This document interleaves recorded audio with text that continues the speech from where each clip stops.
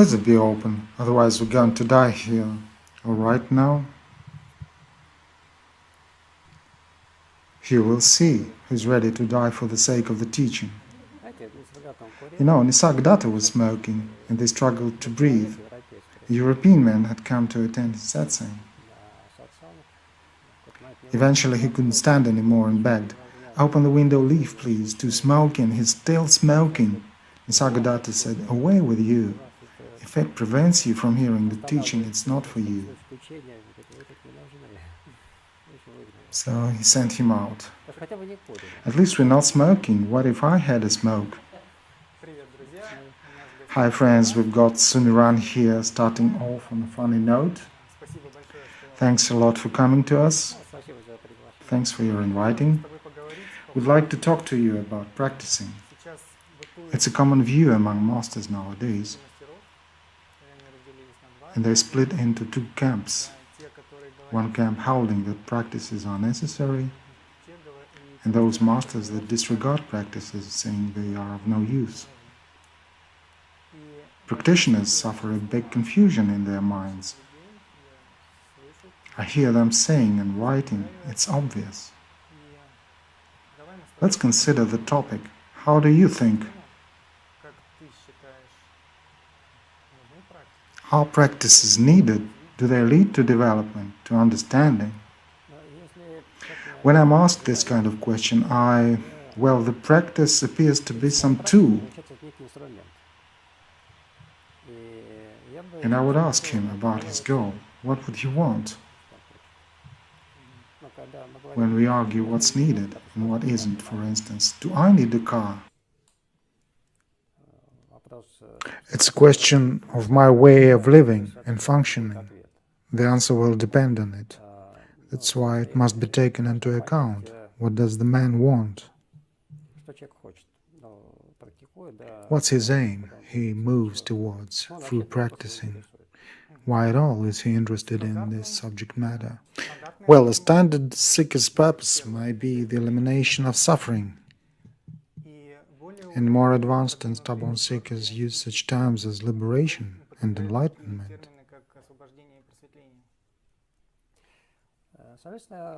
Consequently, to me, it's a matter of experiment.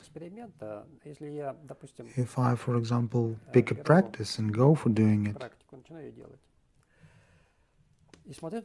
I will check the result. If something's changing in me, changing for what I'd wish it was changing, then it's useful for me.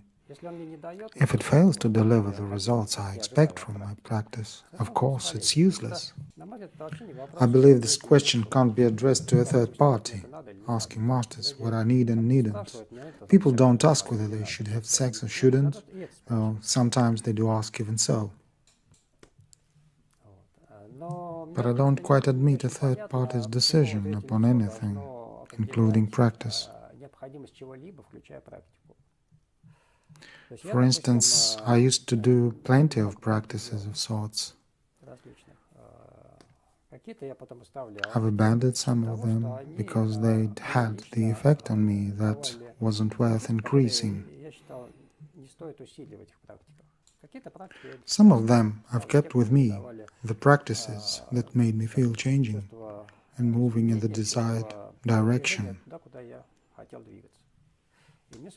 I didn't care at all what others would say, even masters. It's my own experience. If it helps me, and I feel so, I'll hold on to it. Once it's no longer delivering the goods, I'll leave it behind. What were you seeking? Just these 2 points, a relative aspect of changes, when the inner conflict decreases, the emotional stress decreases. All that is felt through a relative healing. When we are physically ill and start treatment, it's a subjective feeling of your health recovery.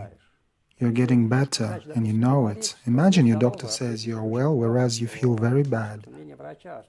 Will the doctor's opinion be of any value while I'm still feeling ill?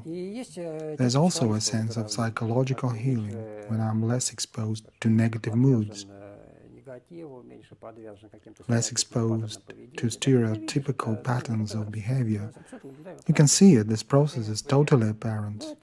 Evaluation of one's reaction, yes, reflection in the form of evaluation. Evaluation of not only actions but also feelings, that you're getting more positive, relaxed, peaceful. Accordingly, that was one of the tasks I undertook, a kind of therapy in a relative sense. Naturally, the ultimate goal was the realization, craving for the absoluteness.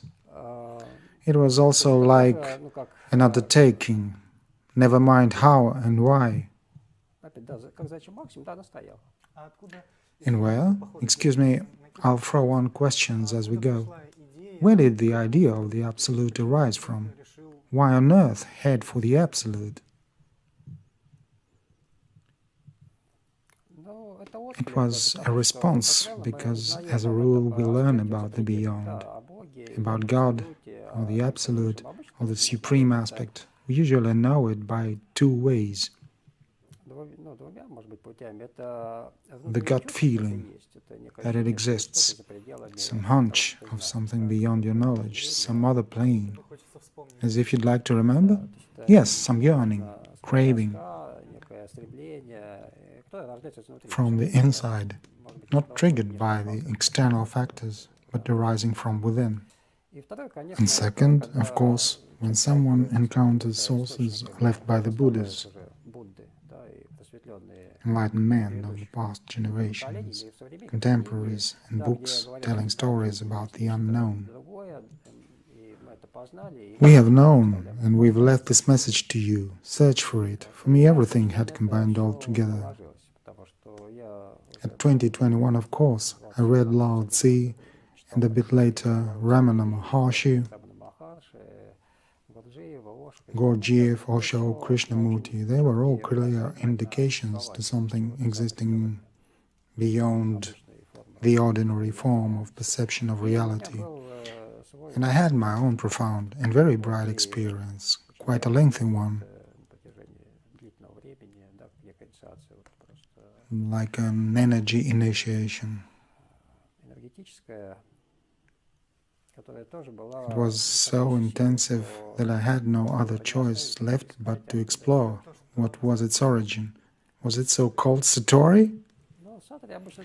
By Satori, a short glimpse is generally meant. My first period, the initiation, was 3 months long. Every night I was in a vigorous, altered state of mind. And I had no conceptual description of that thing. It was in about 1991, no proper books about it. I had read Lao Tzu, Blavatsky, which you could find at the time. Castaneda wasn't even available. Yet the experience was very powerful, completely destroying the world view the society had given. Ideas I'd had about myself, about the world set up. In a sense, there were Satoris over a period of 3 months. I'd been shown various planes from what we call hell, the underworld, very harsh spaces, non-human, non-physical, to what we call paradise. I'd been shown absolutely ecstatic forms of life and energy. I'd been experiencing the whole spectrum profoundly. Once all that vigor had gone, I was at a loss, wondering, what's this? Where is it from? Who am I eventually? Since then, I had a period of search and inquiry into what had happened. Consequently, my way of reading books had changed. Reading Castaneda, half of the stories he expounded were clear to me from my experience of those states. They were recognizable to me. Such was the beginning of it all. Your experience was the starting point, wasn't it? On getting it, you moved forwards. Yes, largely, and not due to my practice at the time. Moreover, I hadn't actually known how to practice. I'd been studying the philosophical aspect of the teaching, doing the Chinese wushu, Qigong, Kriya and such, prying into psychology. Nonetheless, the power of experience is incomparable to nothing I could do myself. It seems in your case, practice was a tool to recollect that experience once more,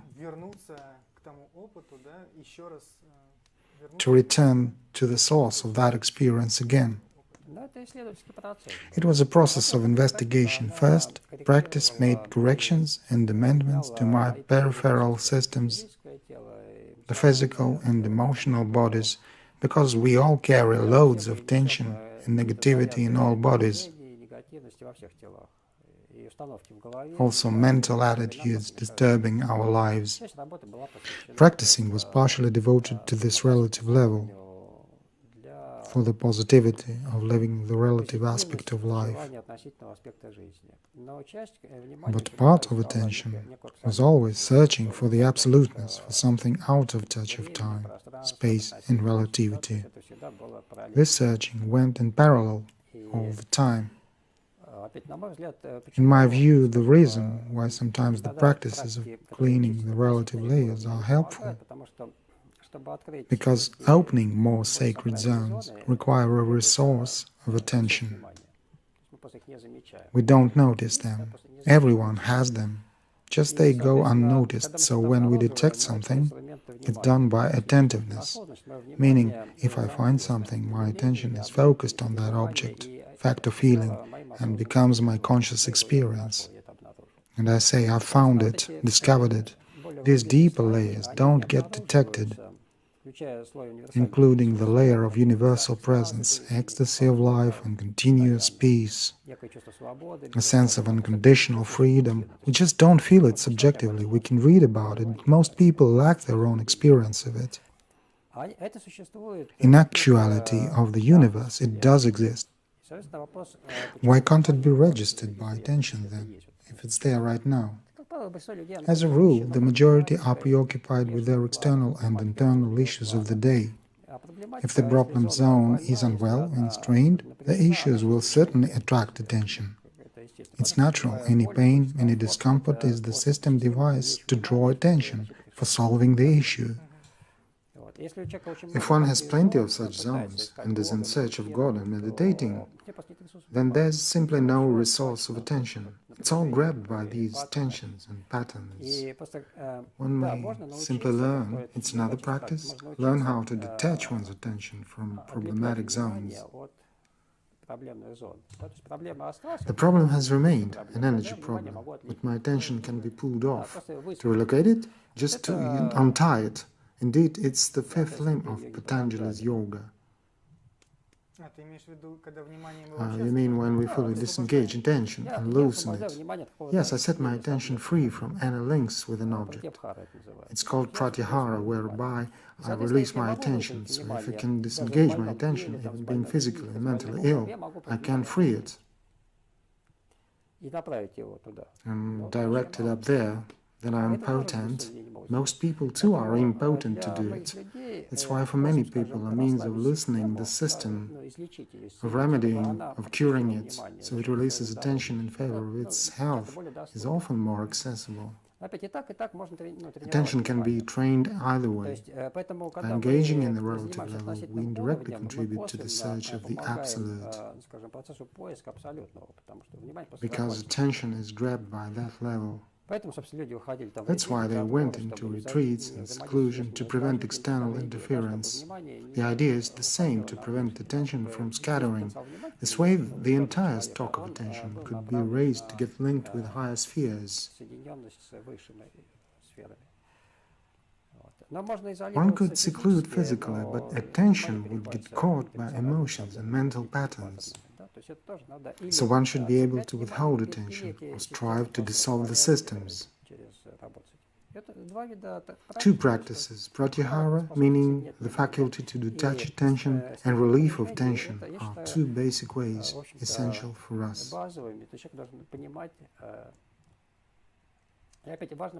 You should understand that if you have a master, he will point out that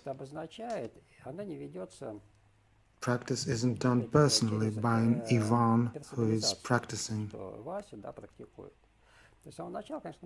At the outset, it must be made clear that practice is done by universal consciousness. It's hypnotized in a state of hypnosis,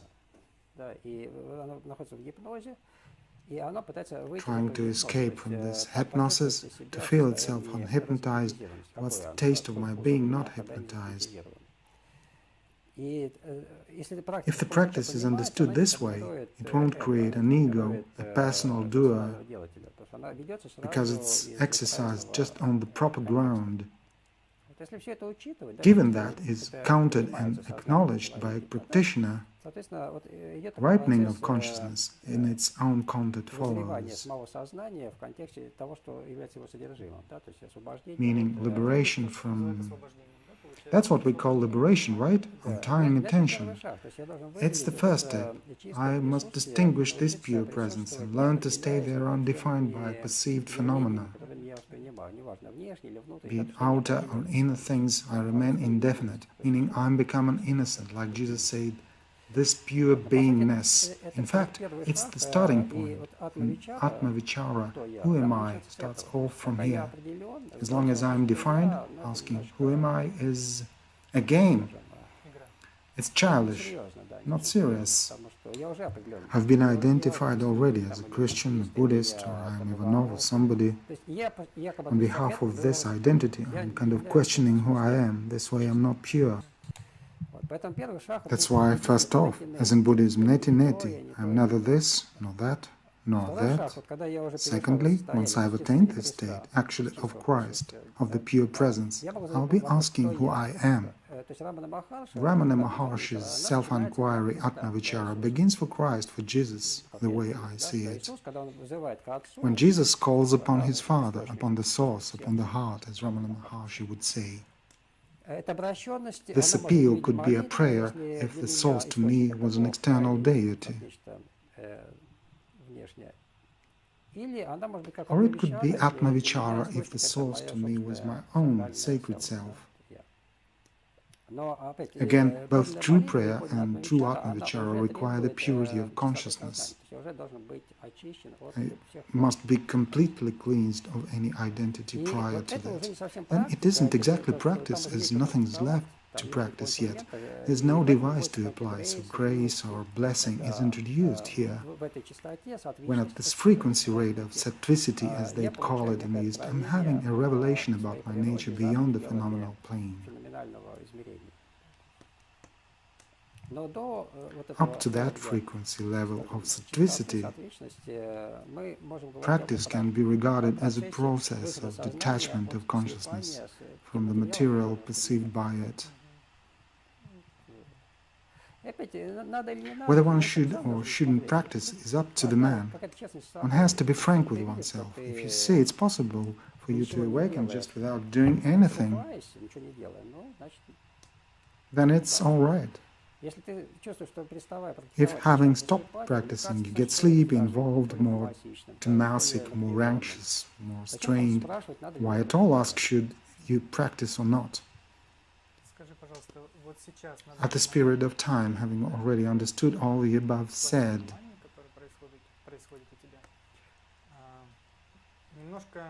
let's look into the jargon we use to ensure we're speaking the same language.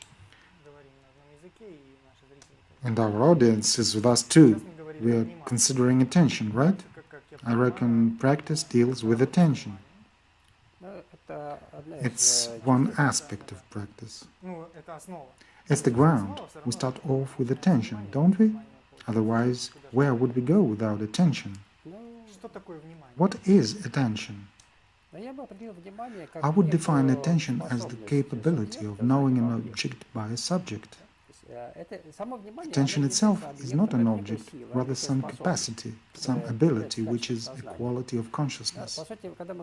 In fact, when we come to any form of perception, even the sense of being, of I am, we've got to split into the two words, I and them, or I am and seeing something.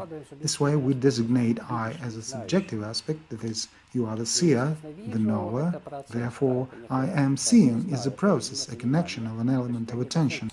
That's a function we refer to as attention, and I know what it's about. For instance, I know that I am, or I know about a phenomenon or a thought, meaning attention is the process, right?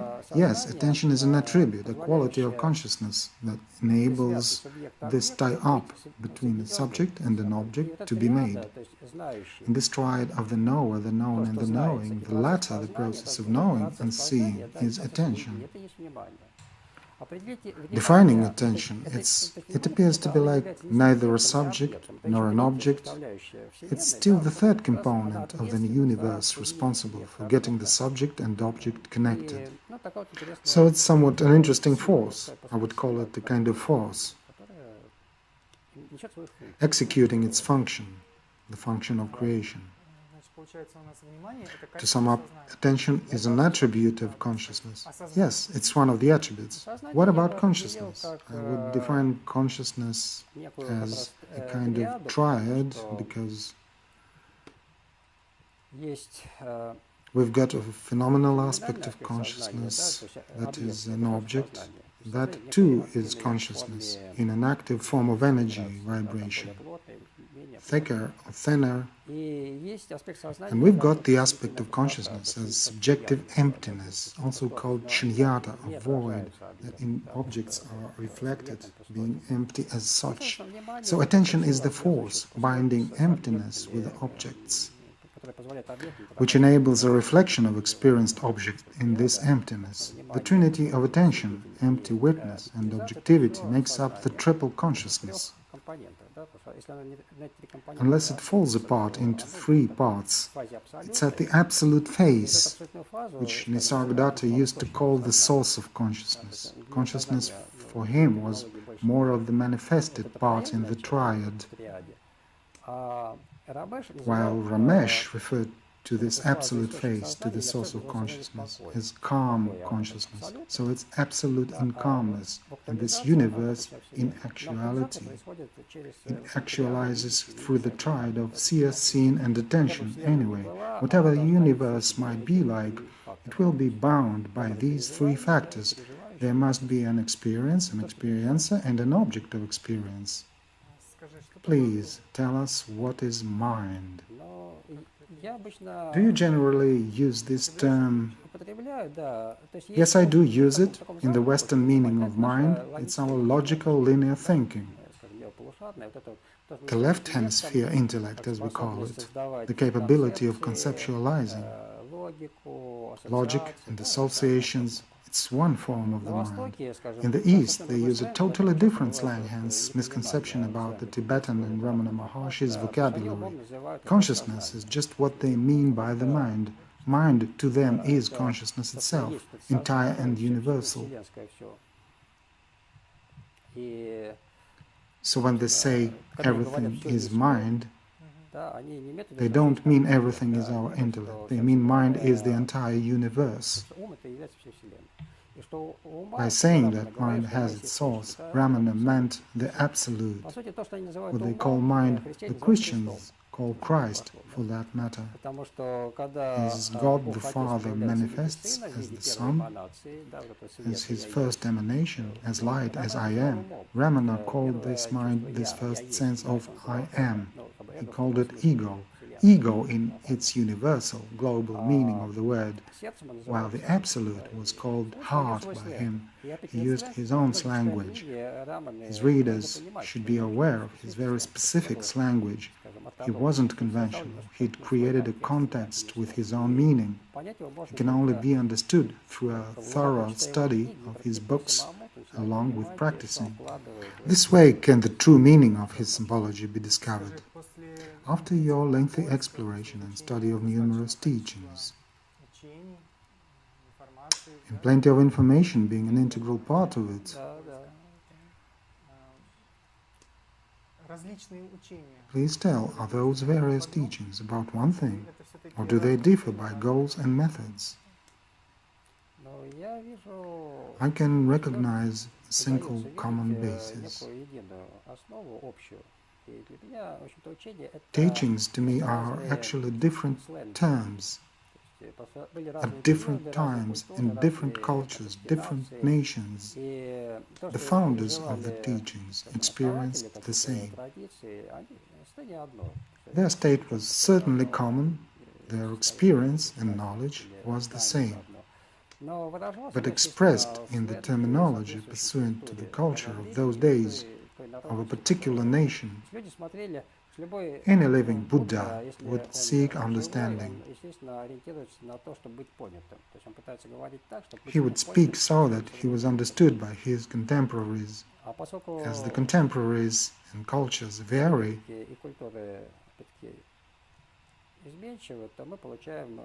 we get diverse religions, flows and approaches.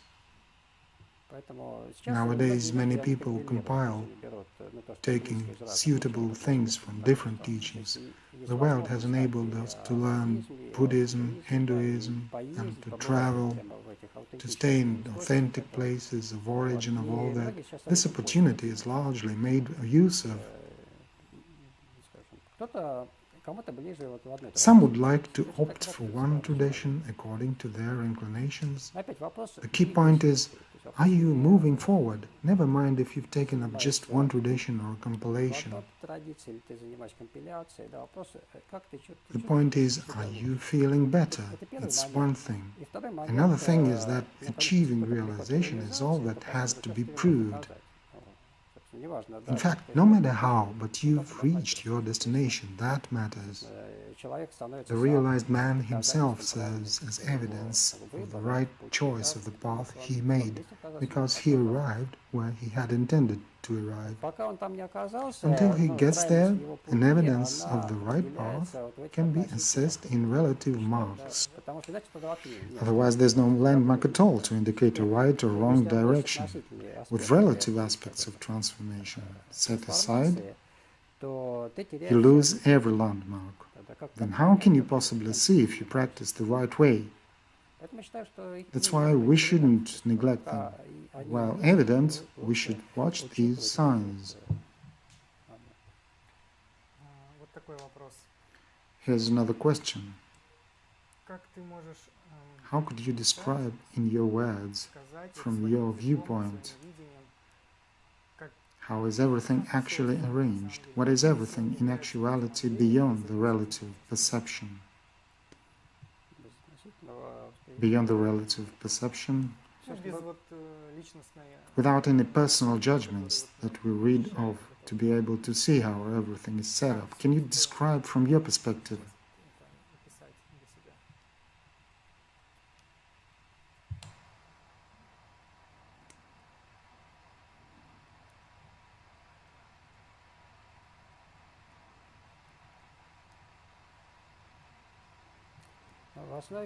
On the basis, behind every form, these dimensions of love, freedom and peace underlie.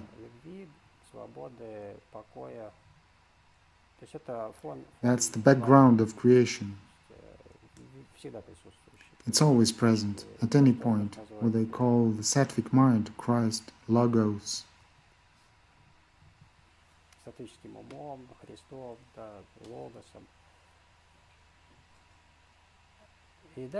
Further, vibrations are lowering and qualities are getting worse.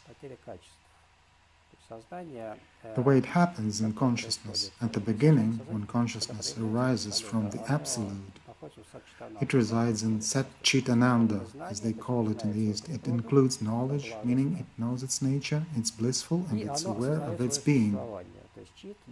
Chit is awareness, Sat, knowing the truth, Satya, and Ananda is bliss.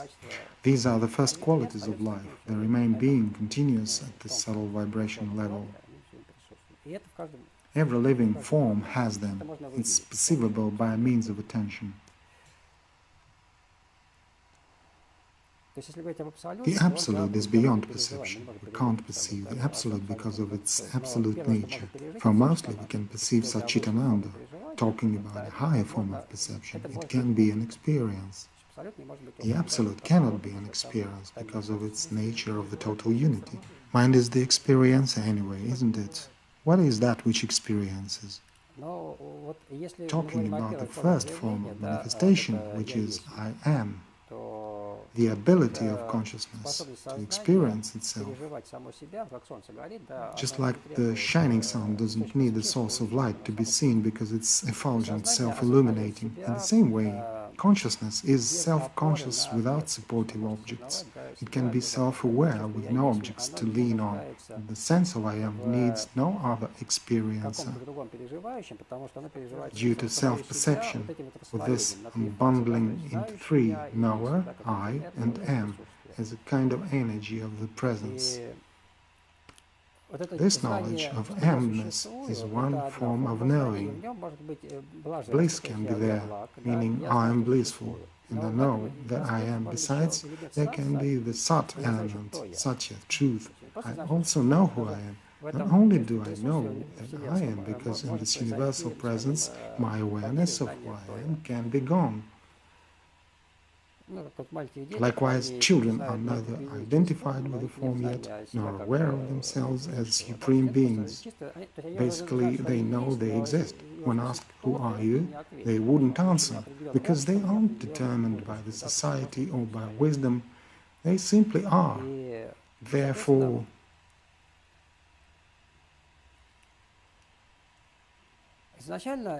there are a primordial knowledge of oneself, of the bliss, and also knowledge of the source, whereby, let's say, Christ knows the Father.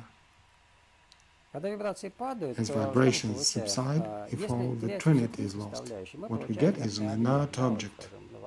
Take this object, it's got no self-awareness, no knowledge of truth, and no bliss either. When matter in a sentient being develops so that the cerebral cortex can reflect the universal presence as an indirect light or the somatic consciousness, then the sense that I exist, I am, arises. I, like in a living being, restore one of the aspects of the primordial presence. Still the bliss is missing, and awareness of my identity is missing there. Though children are more blissful, they can hold some bliss on the background. Later on it goes. From my point of view, the objective is to restore the lost components, so that at these vibration levels, in this density, I could experience extracorporeal states by my consciousness, bliss, self-knowledge, and presence. Presence is being felt by everyone. Bliss isn't felt by many, I mean subjective field of bliss.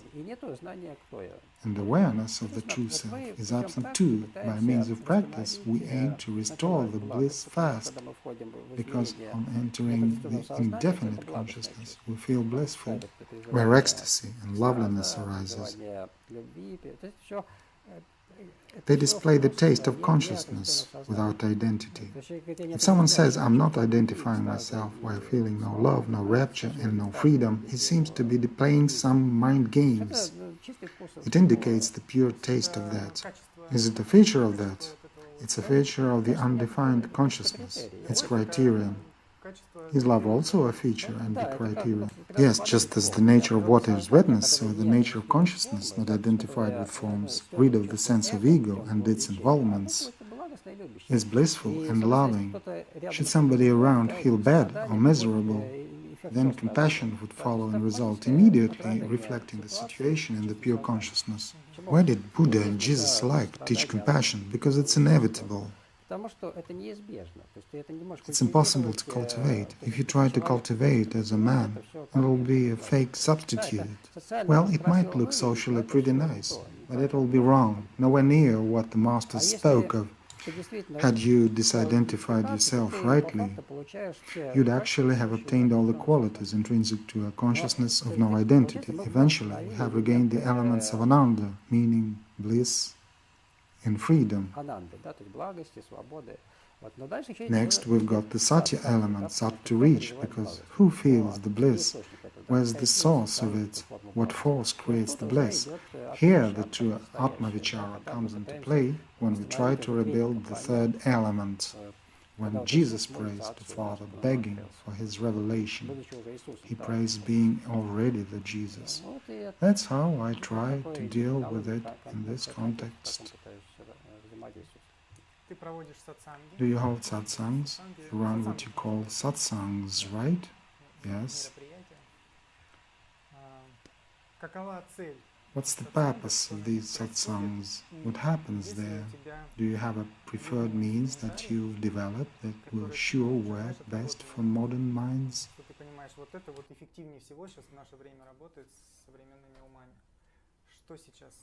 What do you consider to be most effective nowadays? What suits well to a man is effective, as it's always been so. Osho used to say that 112 tantric techniques Shiva had given to Parvati were meant to fit for 112 types of people. Gurdjieff also said that for every type he had a different number of types. A particular method would work. Gurdjieff had groups whose members didn't know each other, because Gurdjieff was different to them, working with totally different tools. He understood what would suit more efficiently to whom. While the master is alive, he is supposed to understand the man's predisposition and to experiment. If he doesn't see, he makes experiments, giving methods to see how it's going to work. Should it fail, it could be changed. It's not always possible to find it out. In addition, the man himself learns and experiments through self-observing to discover what's good and what's not good for him. It's continuous experimentation, and moreover, some practice may be functional for 1, 2, or 3 years, and then it ceases to work for you. You have worked it out. You shouldn't go on doing it head-on by habits because it's used to be effective for 3 years. Rather, you should see its failure, admit the fact, and look for another method. It's quite a flexible and dynamic system. When someone has a teacher, he's given a feedback as he can't always see it himself. The master can then pinpoint it. It's essential that you don't just wait to be taught, but develop your own comprehension. So I don't see any universal practices that could be fine for everyone. It's all about a selection.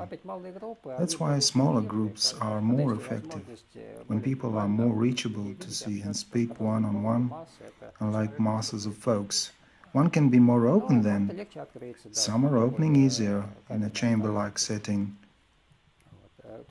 When it becomes a mass phenomenon, a disciple will be more responsible, because the master can't afford paying attention to everyone personally, hasn't got enough time. As for Gurdjieff, he selected disciples thoroughly.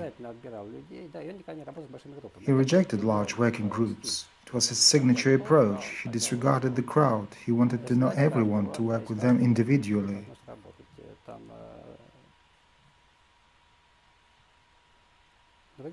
Other masters have larger audiences, yet they are deprived of the opportunity to at least communicate with each person. It has beyond doubt its side effects, in that a direct contact is impossible. Are you then more into small group work? Well, I do like, let's say,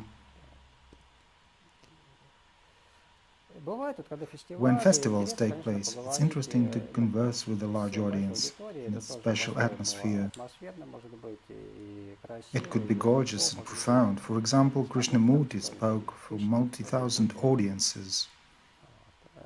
And yet, for diligent and rigorous labor, a dividing into smaller groups is needed,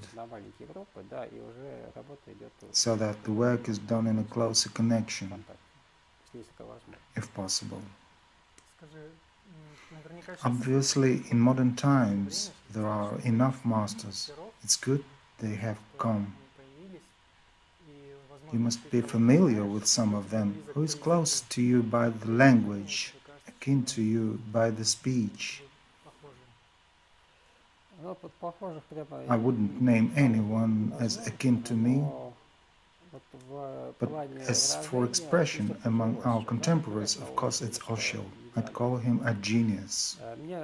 I'm very fond of Nisargadatta. He's got a sharp language. It's very laconic but neat. Ramana Maharshi's language is surely very precise, driving everything at one single point. Among modern masters, I would mention Jaggi Vasudev, Sadhguru, his style of public speaking. He changed because since I had heard his discourses and read them when he had few disciples, about 70 or 100 at his retreats, the language and the message used to be completely different.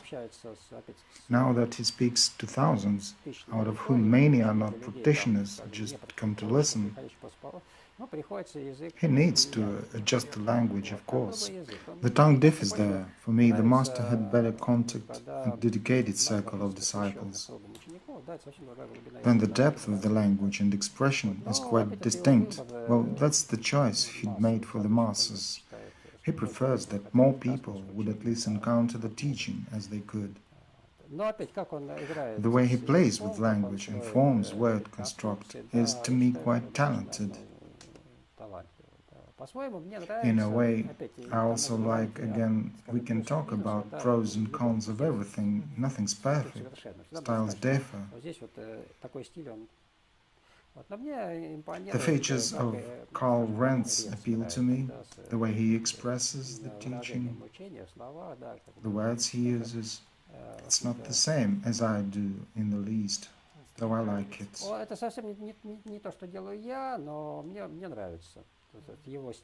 His manner is quite original, kind of distinctive.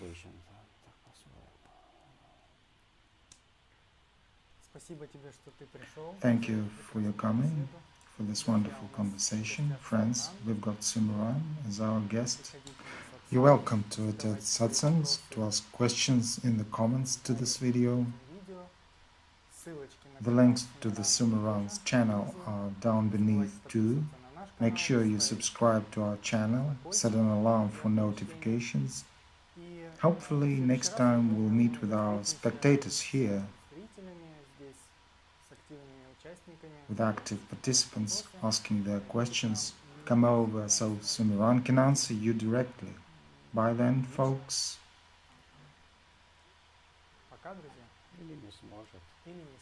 Or he cannot. Or he cannot. Goodbye. Thank you.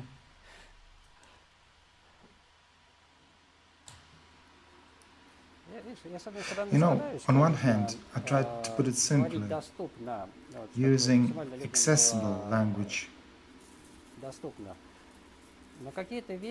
Except, as Krishnamurti said, the teaching can't be lowered to you, you must rise to its level. Certain things must be spoken out straight. They're not adaptable, one must grow up to them. What can be adapted, I try to adapt, otherwise I respectively leave it as it is. I never accommodate the teaching to compromise with someone, because it would be a distortion.